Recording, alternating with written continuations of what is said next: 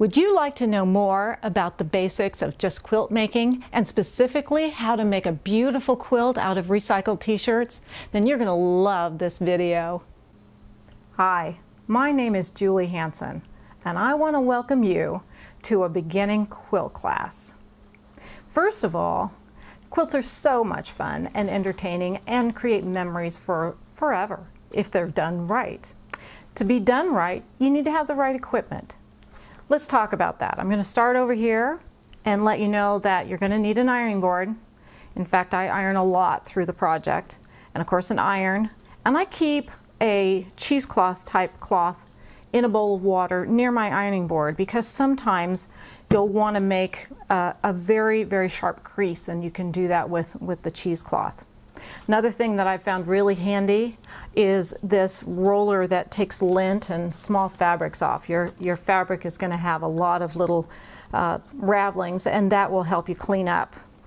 You'll need a seam gauge.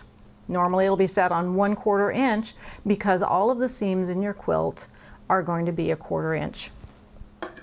I like to have a little container to put little threads and little things that I've discarded, and instead of having to go to the trash can, I have my little container that I can empty whenever it's convenient. Pair of scissors or two. Sometimes I like to have 2 pairs so that on my table I have the ability to not have to go back and forth and find scissors. Pencil and piece of paper. I like to keep notes. Sometimes I'll make a note as to where I last stopped on the project to remind myself where to start again. Those are pretty general tools. I'm going to start now talking a little bit more specifically about tools that I've used for quilts. Now, one of the most vital pieces of equipment that you will need is something that measures accurately and that you can cut on. And this particular board, they come in multiple sizes, but for my project, this one was the most effective. Along with that, you're going to need a nice cutting tool. Be careful because these are really sharp, and they usually have a safety on them that you'll want to put on when you're not using it. Also, you'll need some additional blades so that you always have a sharpened cutter. To cut fabric, you'll also need a piece of plexiglass with the measurements on it. I found that if I put a piece of tape here, it was easier for me to see the edge and to use it as a cutting. For example, if your fabric's down there and you're cutting across here, this helped me have a really good start. Of course, you're going to need thread. That kind of goes without saying. Try to get, if you're working with a variety of colors, I actually found kind of a neutral color that blended with all of the fabrics that I was using. This was a real handy tool, this Steam-A-Seam, and I'll demonstrate later exactly how I use that. Now, it may seem funny, but I like to use some duct tape and masking tape. Sometimes I'll use the stripes on the ironing board cover to line something up, and then I'll tack it down with a piece of duct tape, something very temporary. Don't iron it though, because it doesn't do well with heat. Something else that I like to use is this temporary spray adhesive. Sometimes when you're putting some things together and you just need them to be stable until you can stitch them, this stuff is pretty handy. Now, the sewing machine. You don't really need anything real big and fancy, but I do like the machine that I have because it has some things that are specific to quilting.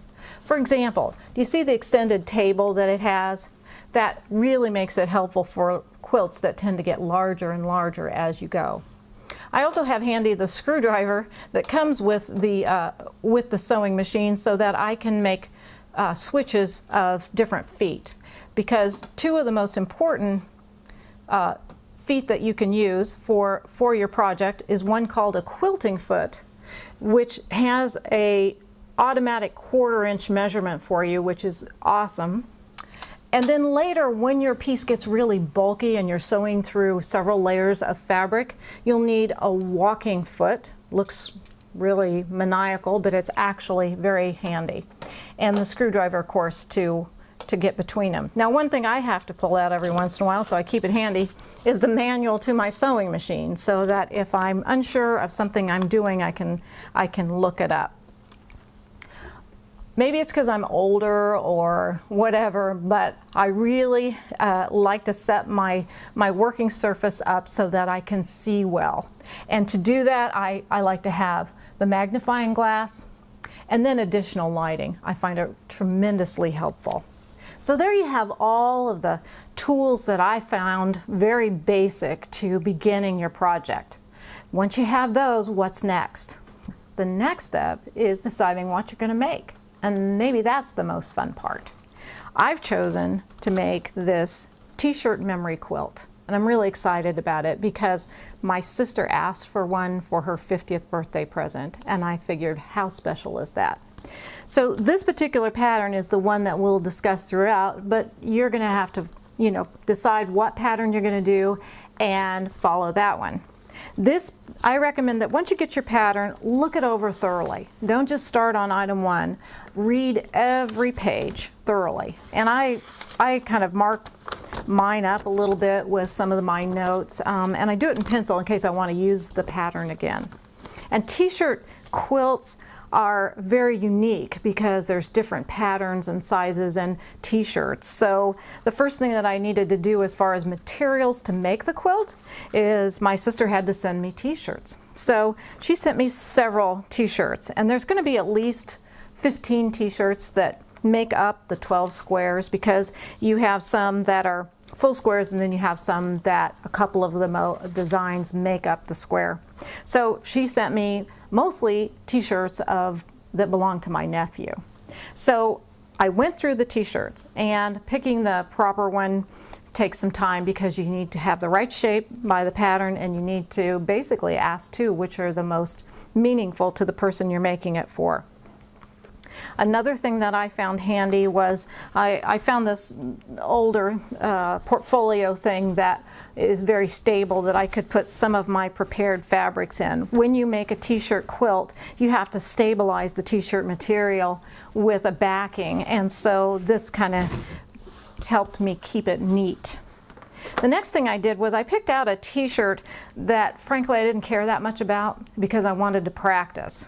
And so I took one of the t-shirts, I cut it, which is a real scary part when you're making a t-shirt quilt because you can make a mistake and kind of not be able to use the piece. But you want to be really careful in cutting the design, finding the middle of the design, which you can do by folding it into quarters, finding the center of it, and measuring out from the center to the proper proportions for the pattern.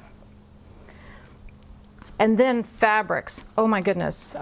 Depending on your pattern, this particular pattern called for 30 different types of fabrics. And so I went with a variety of colors, with the main one being blues and yellows, because those are the favorite colors of my sister and my nephew. Here's the interfacing that I used for the back of the t-shirts. I used white when the t-shirt was lighter, and I used a dark when the color of the t-shirt was a darker color.